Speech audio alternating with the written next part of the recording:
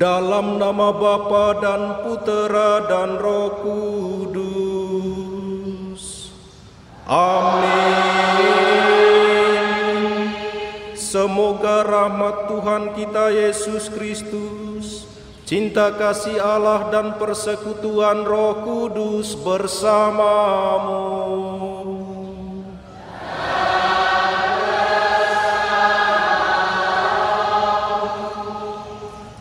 Bapak, Ibu, saudara-saudari yang terkasih dalam nama Tuhan kita Yesus Kristus, selamat pagi kepada kita semua dan selamat datang dalam perayaan Ekaristi Kudus ini pada hari Minggu biasa yang 23. Hari ini juga kita secara resmi memasuki bulan Kitab Suci Nasional, bulan di mana kita semua diajak untuk mendekatkan diri kepada Tuhan lewat sabdanya yang kita baca, yang kita renungkan setiap hari.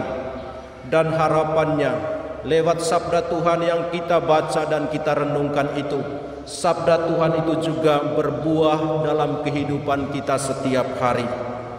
Bapak, Ibu, saudara-saudari terkasih, tema bulan Kitab Suci Nasional tahun ini adalah Tuhan sumber harapan hidup baru. Sebagai orang beriman, kita tidak kehilangan harapan, sebab kita tahu bahwa Tuhan senantiasa berjalan bersama kita. Dia adalah sahabat seperjalanan kita. Dia menjadi harapan kita satu-satunya, yang menuntun kita untuk membangun hidup iman yang sejati, memperjuangkan keadilan, saling tolong-menolong, dan berbelas kasihan. Bapak, Ibu, saudara-saudari terkasih, marilah kita terlebih dahulu mengakui segala kelemahan, kekurangan, dan dosa-dosa kita, serta kita mohon rahmat pengampunan dari Allah, supaya kita layak merayakan misteri suci ini. Saya mengaku kepada Allah yang Maha Kuasa dan kepada saudara sekalian bahwa saya telah berdosa dengan pikiran dan perkataan, dengan perbuatan dan kelalaian. Saya berdosa, saya sungguh berdosa. Oleh sebab itu saya mohon kepada Santa Perawan Maria, kepada para malaikat dan orang kudus, dan kepada saudara sekalian, supaya mendoakan saya pada Allah Tuhan kita. Semoga Allah yang Maha Kuasa mengasihani kita, mengampuni dosa-dosa kita, dan mengantar kita ke hidup yang kekal. Amin.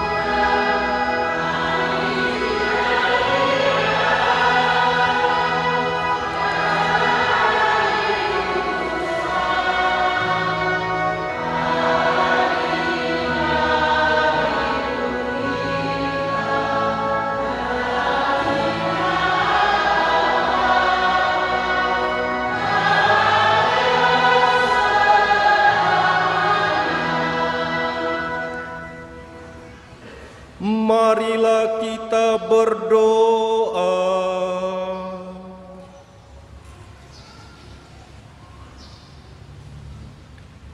Allah yang Maha Kuasa dan Kekal, kami bersyukur karena Engkau selalu mendampingi, membimbing, menghibur dan menghidupkan kami melewati masa pandemi ini.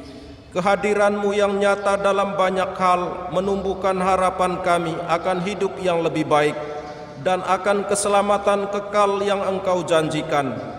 Kuatkanlah harapan dan iman kami akan Dikau, agar kami dapat menata kembali kehidupan kami seturut kehendak-Mu. Demi Kristus Tuhan dan pengantara kami, yang hidup dan berkuasa bersama Dikau dalam persatuan Roh Kudus, Allah sepanjang segala masa. Amin.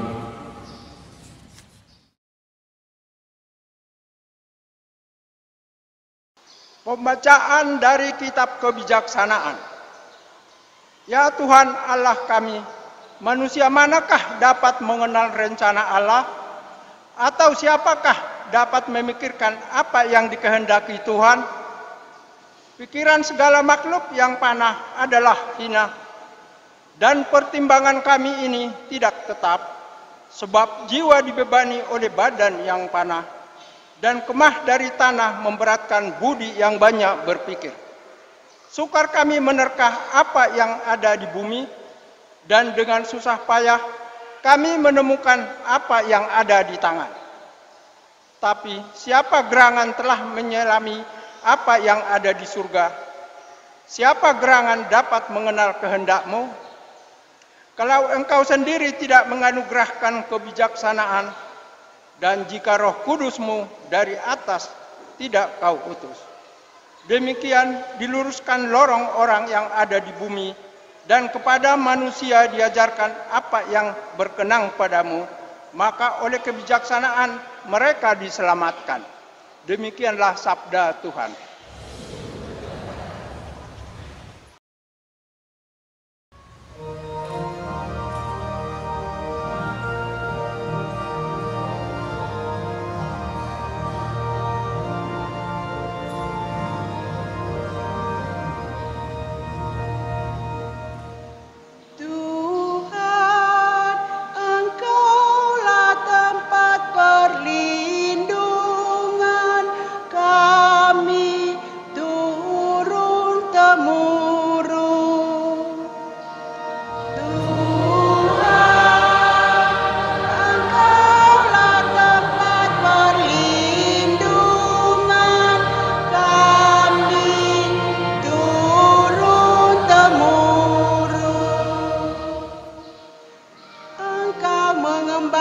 Manusia kepada debu, hanya dengan berkata, kembalilah hai anak-anak manusia, sebab di matamu 1000 tahun seperti hari kemarin, atau seperti satu giliran jaga di waktu malam. Tuhan, Engkaulah tempat perlindungan kami turun-temurun. Engkau menghanyutkan manusia seperti orang mimpi, seperti rumput yang bertumbuh, di waktu pagi tumbuh dan berkembang, di waktu petang sudah lisut dan layu. Tuhan, Engkaulah tempat perlindungan kami turun-temurun.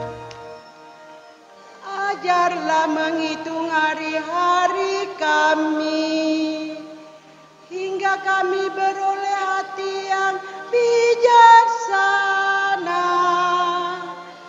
Kembalilah ya Tuhan,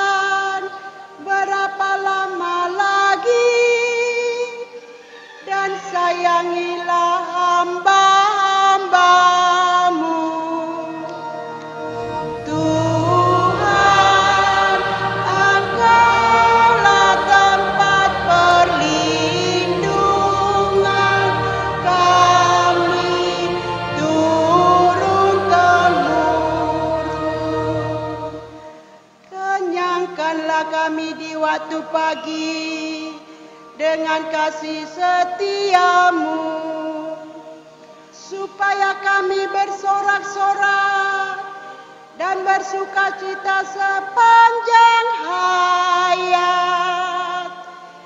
Kiranya kemurahan Tuhan melimpah atas kami. Teguhkanlah perbuatan tangan kami. Ya, perbuatan tangan kami teguhkanlah. Tuhan, Engkaulah tempat perlindungan kami turun-temurun. Pembacaan dari surat Rasul Paulus kepada Filemon. Saudaraku yang terkasih, aku Paulus yang sudah menjadi tua dan kini dipenjarakan karena Kristus Yesus, mengajukan permintaan kepadamu mengenai anak yang kudapat selagi aku dalam penjara, yakni Onesimus. Dia buah hatiku ini kusuruh kembali kepadamu. Sebenarnya aku mau menahan dia di sini sebagai gantimu untuk melayani aku selama aku di penjara demi Injil.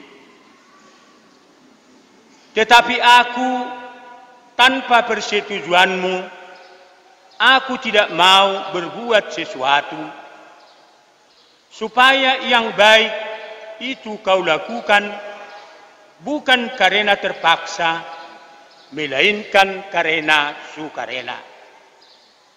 Sebab mungkin karena itulah dia dipisahkan sejenak daripadamu, supaya engkau dapat menerimanya untuk selama-lamanya, bukan lagi sebagai hamba, melainkan lebih dari itu, yaitu sebagai saudara terkasih. Bagiku ia sudah saudara, apalagi bagimu, baik secara manusiawi maupun di dalam Tuhan. Kalau engkau menganggap aku temanmu seiman, terimalah dia seperti aku sendiri. Demikianlah sabda Tuhan.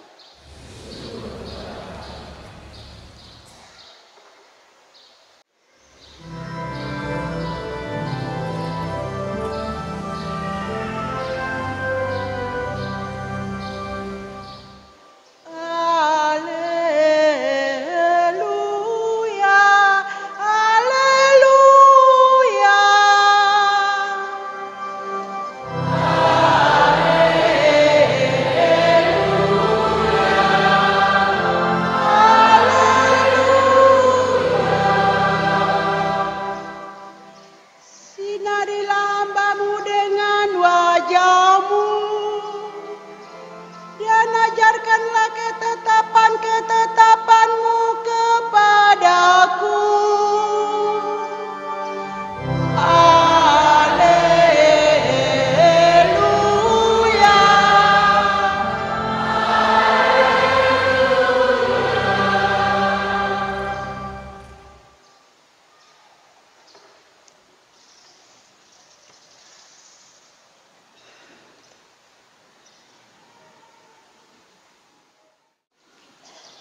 Tuhan bersamamu.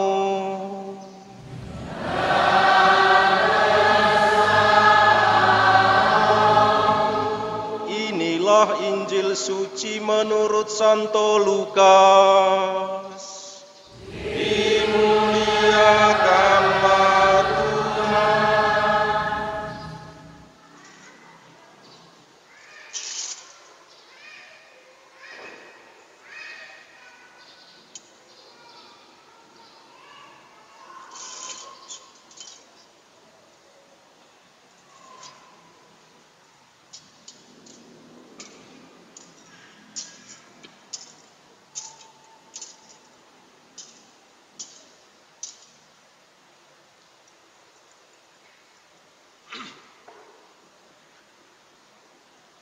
Pada suatu ketika, orang berduyun-duyun mengikuti Yesus dalam perjalanannya.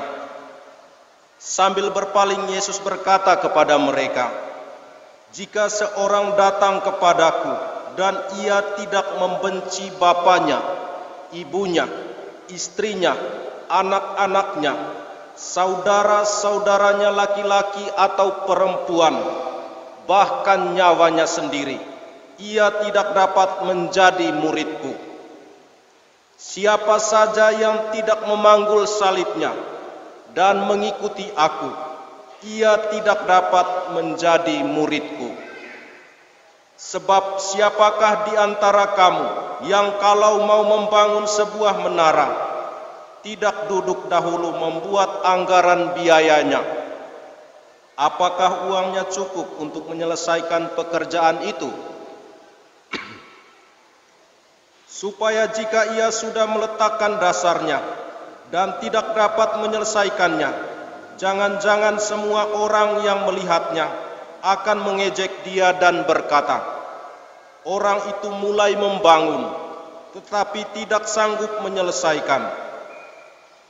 Atau raja manakah yang hendak berperang melawan raja lain, tidak duduk mempertimbangkan dahulu, apakah dengan 10.000 orang ia sanggup menghadapi musuh yang datang menyerang dengan 20.000 orang? Jika tidak, ia akan mengirim utusan selama musuh itu masih jauh untuk menanyakan syarat-syarat perdamaian. Demikianlah pula setiap orang di antara kamu yang tidak melepaskan diri dari segala miliknya, tidak dapat menjadi muridku." Demikianlah sabda Tuhan. Terpujilah Kristus.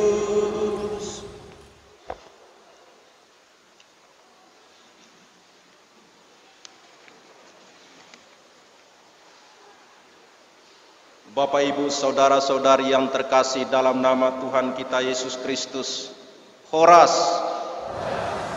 Songonagale, Horas, Yahovu, Salom. Saudara-saudariku yang terkasih dalam nama Tuhan kita Yesus Kristus, ada seorang anak muda yang mengeluh tentang salib dalam kehidupannya yang menurut dia sudah kelewatan berat. Maka untuk mengatasi persoalan dan beban hidupnya, anak muda itu mencari dan menemui seorang guru kebijaksanaan. Ketika menjumpai seorang guru kebijaksanaan, anak muda itu berkata, "Guru, tolonglah saya, salib kehidupan saya sudah kelewat berat." Kata guru kebijaksanaan itu, "Baiklah anak muda, saya akan membantu semampu saya. Mari kita memasuki sebuah ruangan." Mereka memasuki sebuah ruangan yang dalam ruangan itu terdapat banyak salib. Dan salib-salib itu terbuat dari berbagai jenis bahan.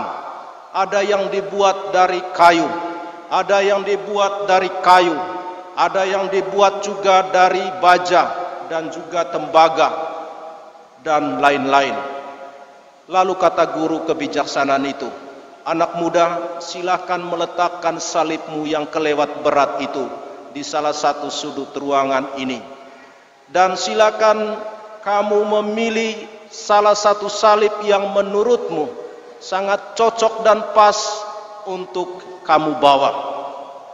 Maka anak muda itu mulai mencari, melihat salib yang cocok bagi dia dalam ruangan itu. Namun anak muda itu tidak menemukan salib yang pas menurut dia. Karena apa? Salib-salib yang terdapat di situ kelewat berat. Bahkan ada yang sangat panjang. Ada juga salib yang terbuat dari kawat duri. Ada juga salib yang terdapat banyak paku. Maka anak muda itu mulai putus asa. Kemudian tibalah saatnya dia sampai di salah satu sudut ruangan. Dia melihat sebuah salib yang menurut dia sangat pas menurutnya, cocok untuk dia bawa pulang. Lalu kemudian dia mencoba mengangkat salib itu, dan dia rasa bahwa salib itu cukup ringan dan bisa dia bawa pulang.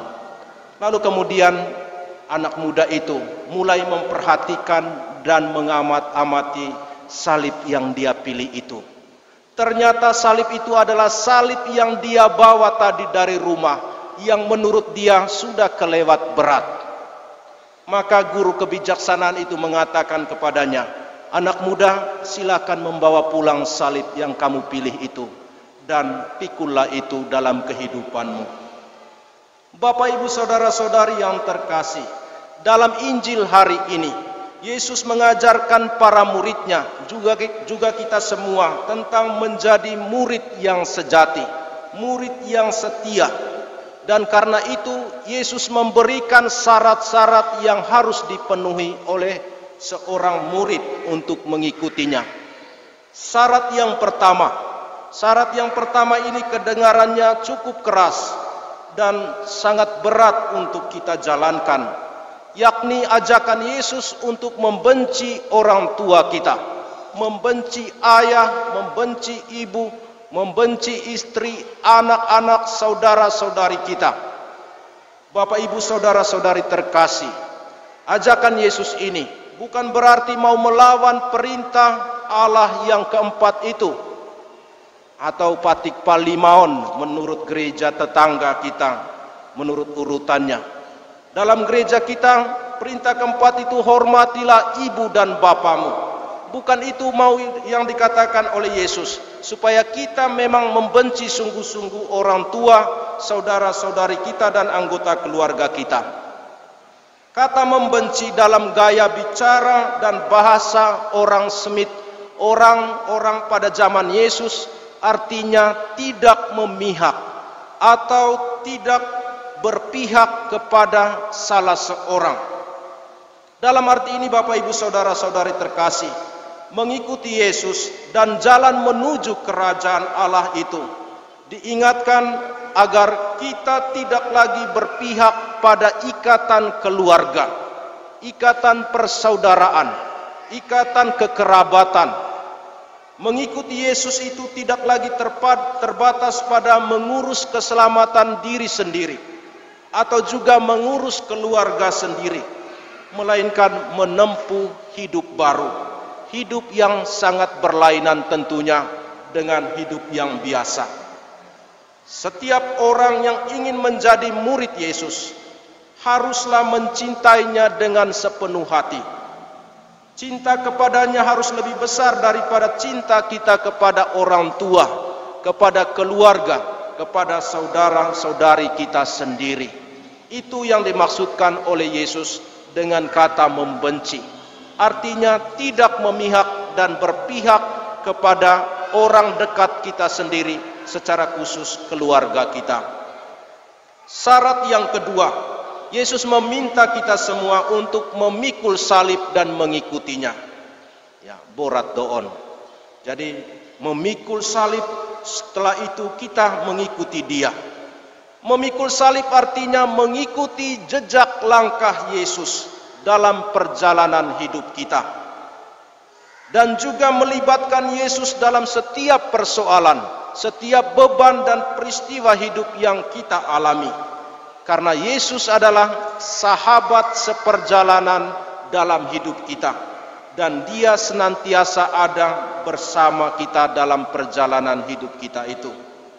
Bapak, Ibu, saudara-saudari terkasih, lain halnya dengan kisah anak muda tadi yang mau mencari-cari salib yang pas dan cocok untuknya. Mengikuti Yesus dan memikul salib bukan mencari salib yang pas untuk kita. Salib itu sudah ditemukan oleh Yesus sendiri. Kalaupun kita mencari salib itu, bahkan kita tidak akan menemukan lebih berat dari salib yang dipikul oleh Yesus itu.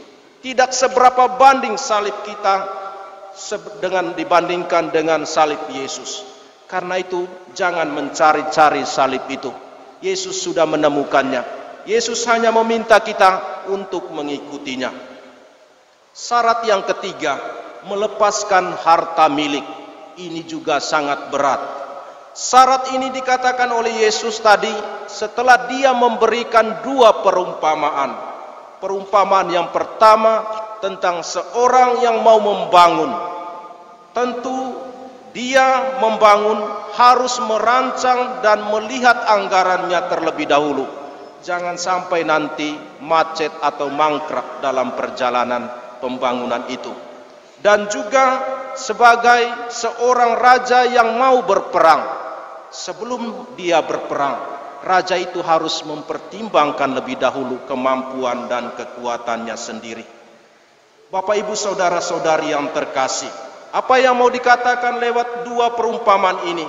Yakni mengajarkan para murid-murid Yesus sekaligus kita semua agar pandai-pandai dan bijaksana mempertanggungjawabkan segala rencana kita dengan cara yang matang dan penuh perhitungan. Menjadi murid bukanlah keinginan sesaat, bukan juga hanya keberanian untuk memulainya saja, tetapi juga mampu meneruskannya sampai akhir dan sanggup menerima segala konsekuensinya. Salah satu kekhususan kerajaan Allah menurut Injil Lukas berkaitan dengan harta milik ini atau melepaskan harta milik ini, yakni perhatian dan kepedulian kita terhadap orang-orang miskin.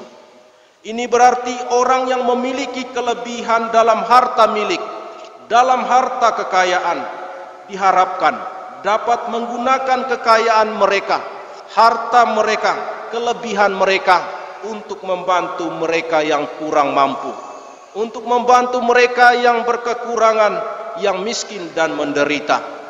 Dan itu juga salah satu visi keuskupan kita menuju gereja keuskupan yang solider, mengajak kita semua selain untuk bisa mandiri, tetapi juga untuk solidaritas, bersolider dengan sesama, mau peduli dan berbagi kepada sesama kita yang kurang beruntung dalam hidupnya. Bapak, Ibu, saudara-saudari terkasih, dalam menjalankan syarat-syarat yang diminta oleh Yesus tadi, kita sadar bahwa kita ini adalah orang-orang lemah dan rapuh. Terkadang tidak mudah untuk menjalankan permintaan Yesus tadi. Oleh karena itu, kitab kebijaksanaan dalam bacaan pertama tadi mengingatkan kita semua bahwa kita membutuhkan bimbingan Roh Kudus untuk mengenal Tuhan dan melaksanakan perintah-Nya. Roh Kudus atau Roh Allah sendirilah yang memampukan kita untuk melaksanakan syarat-syarat yang diminta oleh Yesus tadi, yang sangat berat untuk kita jalani. Dan Rasul Paulus dalam bacaan kedua tadi mengingatkan kita juga untuk senantiasa melakukan hal-hal baik dalam kehidupan kita. Rasul Paulus mengingatkan segala yang baik yang kita lakukan itu bukan kita lakukan karena terpaksa, tetapi dengan sukarela. Bapak, Ibu, saudara-saudari terkasih, hari ini kita memulai secara resmi dibuka dalam perayaan Ekaristi bulan Kitab Suci Nasional ini dengan judul atau tema Allah Sumber Harapan Baru. Kita semua murid Kristus dalam menjalankan syarat-syarat tadi sangatlah berat. Tetapi sebagai orang beriman kita mempunyai harapan. Salib adalah simbol dan harapan, tanda keselamatan bagi kita. Maka harapannya juga untuk kita, carilah Tuhan, maka kamu akan hidup. Carilah Tuhan, maka kita akan selamat. Dan juga semoga anak-anak kita, saudara-saudari kita yang menerima baptis hari ini juga menerima keselamatan Kristus itu lewat menerima sakramen baptisan sebagai pintu masuk untuk masuk secara resmi dalam gereja kita, gereja Katolik, dan juga membuka jalan bagi mereka nanti untuk menerima sakramen-sakramen yang lain dalam gereja kita. Tuhan Yesus memberkati. Amin.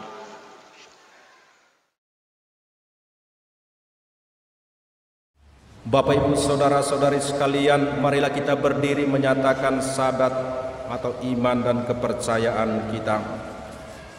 Aku percaya akan Allah Bapa yang Maha Kuasa, pencipta langit dan bumi, dan akan Yesus Kristus Putranya yang tunggal Tuhan kita, yang dikandung dari Roh Kudus, dilahirkan oleh perawan Maria, yang menderita sengsara dalam pemerintahan Pontius Pilatus, disalibkan, wafat dan dimakamkan, yang turun ke tempat penantian, pada hari ketiga bangkit dari antara orang mati, yang naik ke surga, duduk di sebelah kanan Allah Bapa yang Maha Kuasa. Dari situ Ia akan datang mengadili orang yang hidup dan yang mati. Aku percaya akan Roh Kudus, Gereja Katolik yang kudus, persekutuan para kudus, pengampunan dosa, kebangkitan badan, kehidupan yang kekal. Amin. Silakan.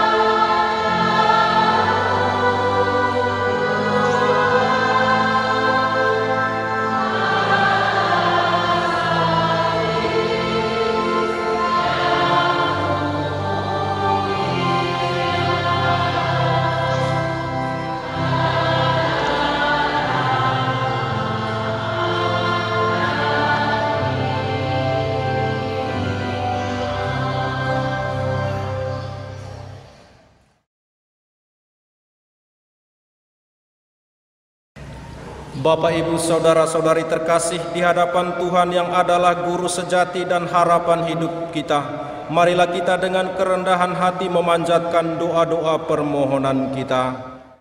Bagi gereja umat Allah, semoga semua pengikut Kristus sungguh-sungguh menghayati iman mereka dalam kehidupan sehari-hari dan bersedia memikul salib penderitaan mereka dengan penuh kesabaran. Kami mohon ya Tuhan. Kabulkanlah doa kami ya Tuhan.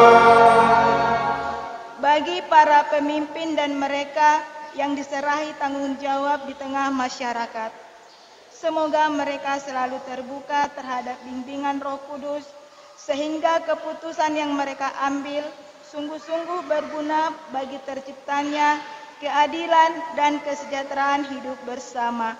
Kami mohon ya Tuhan. Kabulkanlah doa kami ya Tuhan. Bagi mereka yang mengalami kegagalan, semoga siapa saja yang mengalami kegagalan tidak merasa putus asa, tetapi menemukan harapan di dalam Tuhan, sehingga mereka bisa bangkit dan membangun hidup baru yang lebih baik. Kami mohon ya Tuhan. Kabulkanlah doa kami ya Bagi kita semua yang ada di sini, semoga kita semua selalu berusaha untuk mendekatkan diri kita kepada Tuhan dan menjauhkan hidup kita dari praktik yang tidak adil. Semoga kita tabah memikul salib hidup kita dan saling menolong dalam kesulitan hidup. Kami mohon ya Tuhan. Kabulkanlah doa kami ya Tuhan. Mari kita hening sejenak menyampaikan intensi pribadi kita masing-masing.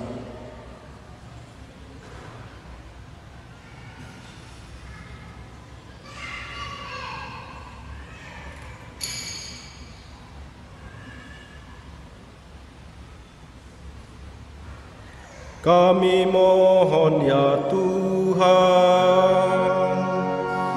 kabulkanlah doa kami ya Tuhan. Demikianlah ya Tuhan doa-doa permohonan yang kami sampaikan kepadamu. Sudilah Engkau mengabulkannya demi Yesus Kristus Tuhan dan pengantara kami. Amin.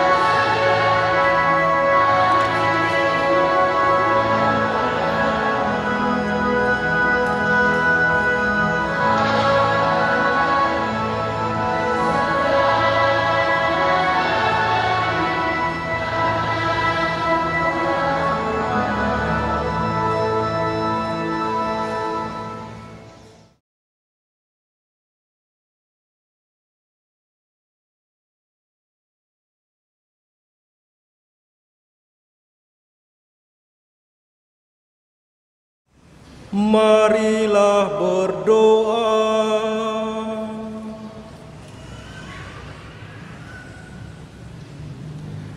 Allah Bapa yang Maha Rahim, kami berterima kasih karena boleh merenungkan sabda-Mu dalam perayaan ini dan menimba kekuatan dari sakramen kehidupan ini. Bantulah kami ya Bapa agar mampu saling berbagi dan saling meneguhkan satu sama lain, sehingga kami tidak kehilangan harapan di tengah perjuangan kami menata kembali kehidupan kami ini dengan pengantaraan Kristus Tuhan kami. Amin.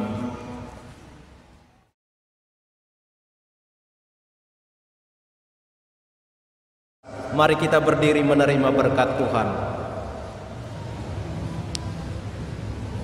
Tuhan bersamamu.